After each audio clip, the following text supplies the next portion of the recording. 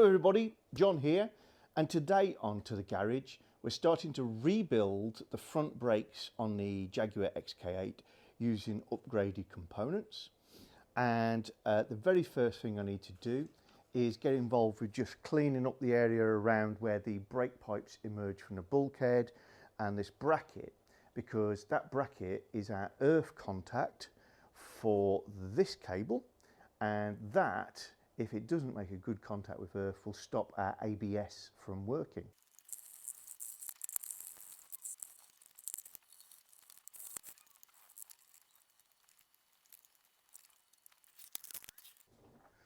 So this is the area we're primarily focused on, and yeah, you want to protect the bodywork of your car at all costs, but not at the cost of your brakes not being as efficient as they should be.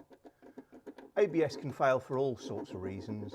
It's usually a dirty sensor, then it's probably a sensor, then it's probably the cable that gets to the sensor, but another reason is bad earth connections, and this is one of they.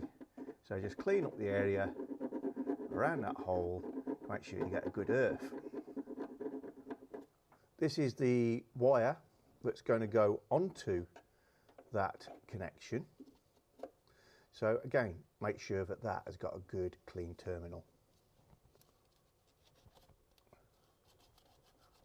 And to continue the theme, here's our ABS brake sensor looking through the hub at the reluctor ring, and this brass ring will make contact with another terminal, the earth terminal at this end. So give him a little rub up, and that's where it's going to connect with. So again, just worth investing a few moments now so that you know if you do have problems, it's not something as simple as a dirty wire. Put the bolt into the hole, and I've got an 8mm spanner to assist that into place.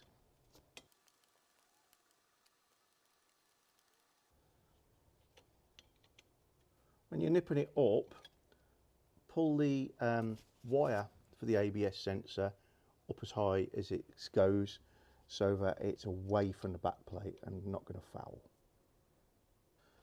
And then don't forget to put the cable back in, and this little green gland, it's like a gasket, grommet, whatever you call it, they can fall off the connector, so make sure it's intact and in decent condition. That stops the water going into the sensor, and as the socket faces up, it's very easy for that to happen. So just push down and it clicks on. Next, we're going to fit the backplate to the hub carrier. They're originally fitted with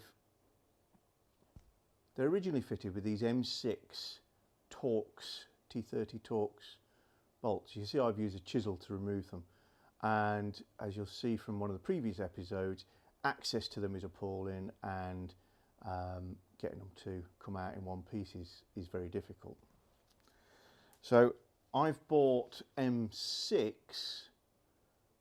hex cap head by 12 bolts in stainless steel,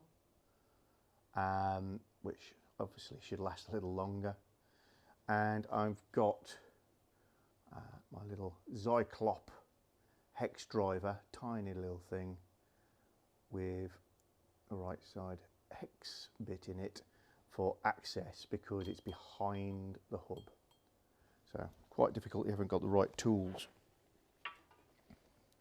So we pop on our back plate close to you, close to the hub, to get it on. Then once you're in position, you can push it away from you. Remember that at the bottom it has two little ears that go through a slot, and need snapping on. And I can fit my new bolts with washers into the holes.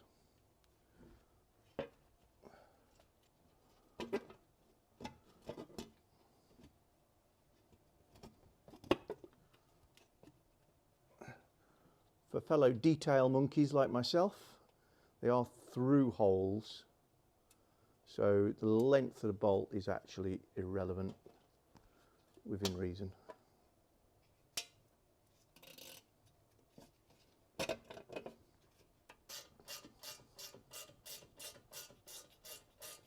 So much easier than trying to remove them.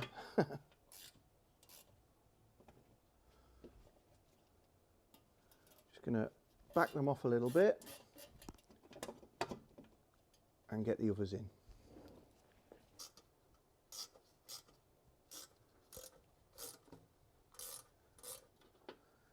It's worth taking the bolts all the way up and then backing them all off. That way you know individually they clamp the back plate and they're not holding off on a bad thread or some debris.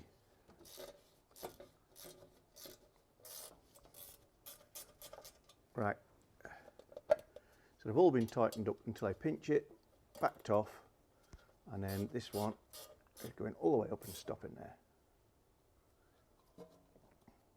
Got it. 1, 3. There we go. All good. Even if, like me, you've cleaned everything thoroughly, make sure that the hub's face is nice and clean so that when you put your discs on, you're going to get a good level mating surface. Check the inside of the disc just to make sure that nothing's landed in there before you put it on.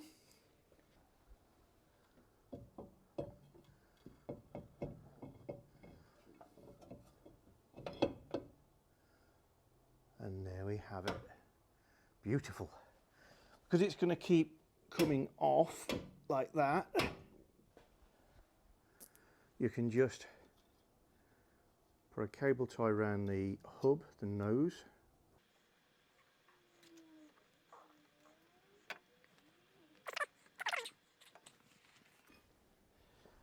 Then, of course, you can install your hub carrier, the caliper carrier. Now, as much as it's nice to have the whole thing powder coated and lovely, you don't want any corrosion back, safety and efficiency is the name of the game. So what we want to do is, before we install this, these are the old brakes, old brake pads. You see where these sit, and they're going to slide in that position. And that is important for us to understand because, as we can see, the brakes actively make contact with this surface.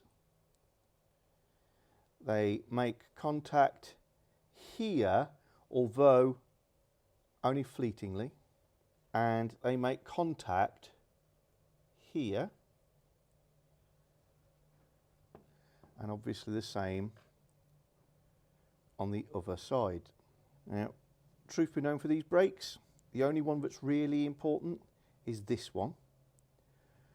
But what we're going to do is just rub the red away from these surfaces. This is a glass scraper. It's a good way of very easily removing excess coating. Although these have been powder coated, the heat from the braking system will actually complete the cure and leave them really nail hard. So after a few cycles, the brakes won't be able to clear this themselves. It'll just become a hardened coat.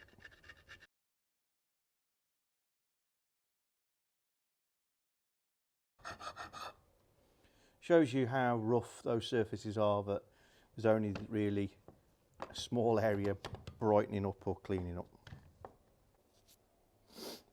Next, you're going to need a torque wrench and a 17mm socket. I've got this nice unit from Teng tools. It also has a rotary indicator on the top, which can be useful for some jobs. But the key is you've got to have a reasonably significant torque wrench. You're going to want one that can register up to 160 Newton meters at least. This one will go up to 200. So how do you set a torque wrench? First of all, find the right scale. You might be looking in foot-pounds, or in Europe more commonly in Newton meters, and here's a Newton meter scale. Foot-pounds is on the other side. We find 120 Newton meters, there she is, and we wind the thimble up towards that.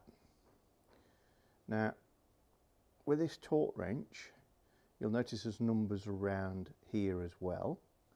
So the line before I get to the 120 is the 100 Newton meters mark. Let's just wind up to that. And let's say we've reached 100. You'll see the 0 here. So that's 100 and round to the vertical line, 2. 106, 110, and another turn would take me up to 120. So the correct setting for the bolts on the carrier is 120 to 160, which is quite a range. So I'm going to take them up to 110 and then nudge them up to 120, 125, something like that. Once you've set your torque wrench, if it's the same sort of design as mine, most are very similar. You do get beam torque wrenches, etc. There's a little knob on the bottom, it says lock, so you just tighten that. Only has to be finger tight, and that stops that from turning when you're using it. Then you can install your hub carrier.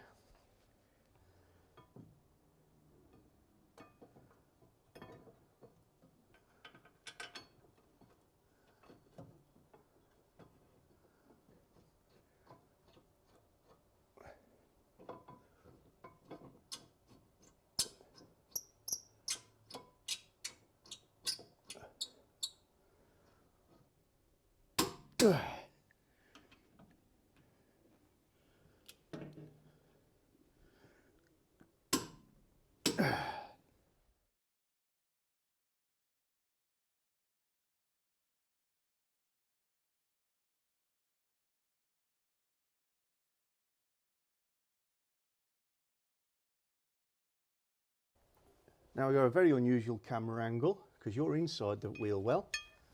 There's the reluctor wheel to give you an idea. I'm outside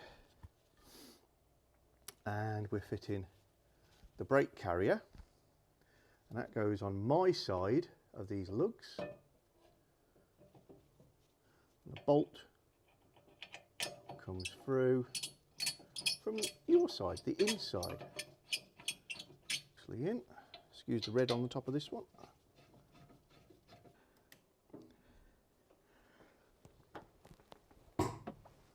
There we are, 130.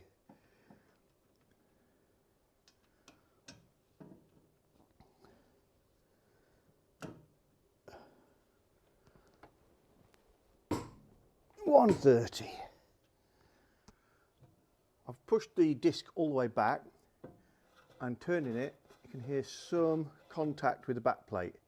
So you need to establish where that is. This is a much chunkier disc, and the backplates have been knocked around a little bit. And I think I know what that is. Yeah. Remember, there's 2 little tabs at the bottom on the backplate. There you go. They weren't quite all the way home, so make sure that them are in place. It's obviously a flexy part of the backplate, all those tabs wouldn't be there. 2 little metal fingers that go through the backplate from the bottom ball joint and just stop the bottom of the backplate from wobbling.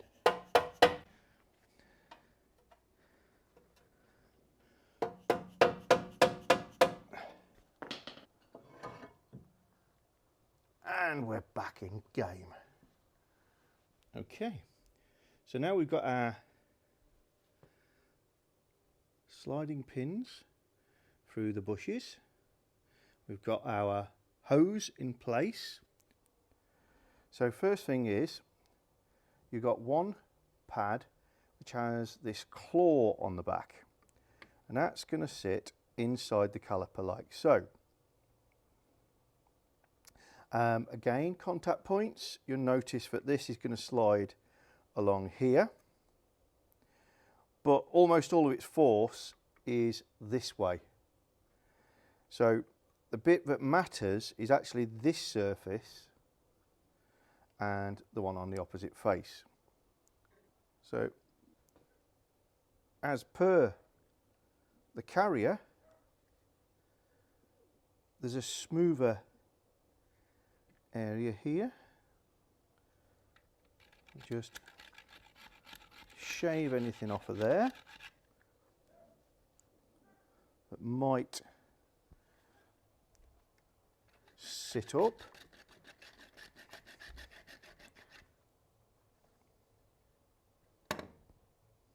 And then pop our pad in. This is a coating on these red stuff brakes to promote the wearing period and make it a little quicker.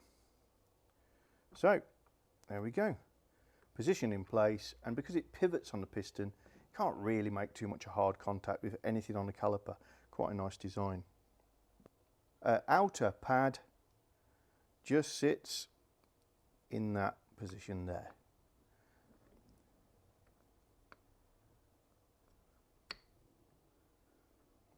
And that really doesn't move relative to the piston, to the caliper at all. So as long as she's in position, all is good. So here we are. First install. Let's check if I got the piston far enough back. Nope. So I'm just going to force the piston back in order to make enough space for our very chunky discs. There's a little tip straight away. Your calipers need to be all the way back. So piston's fully retracted in order to fit the caliper back on. And he just slides into position like so. Your challenge then is just to wriggle the pillars that you've got in those rubber sleeves until they go into their threaded holes.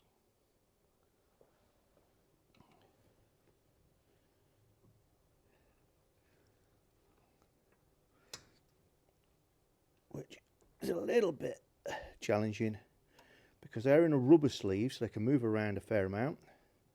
You can't actually see what you're doing, but they won't be a million miles away.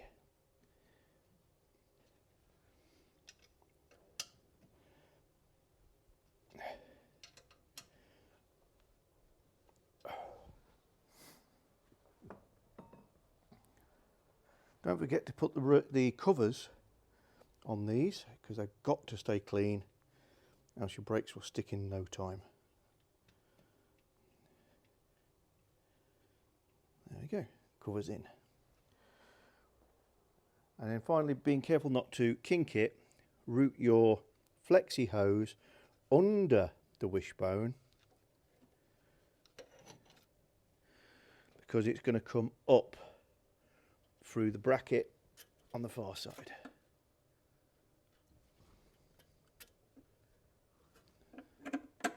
Which is there. I think you'll all agree that looks fabulous. We've only got the pin to do and connecting up this end for this side to be finished. What stops these ATE brakes, the smaller ones, from rattling are these pins. So I've got some Mintex new clips to go on, and all they do is they tension this relative to this in order to stop any movement that's just due to rattling. So basically you've got some quite strong metal clips, and where they go, the two ends go into those two holes, there and there, and these two ears go underneath those two elements, and it can be a little bit of a battle. So I like to get one in like that.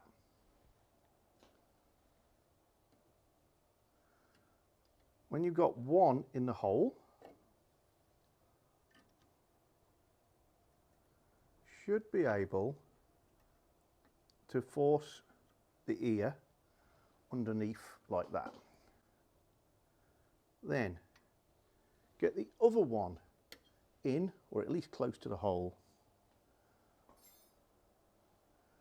and grab hold of the other ear and twist with some nice strong pliers until it goes underneath there. Now at this stage it's all just about holding in place. Give it a tap until those ends go in a little further and the clip goes all the way home.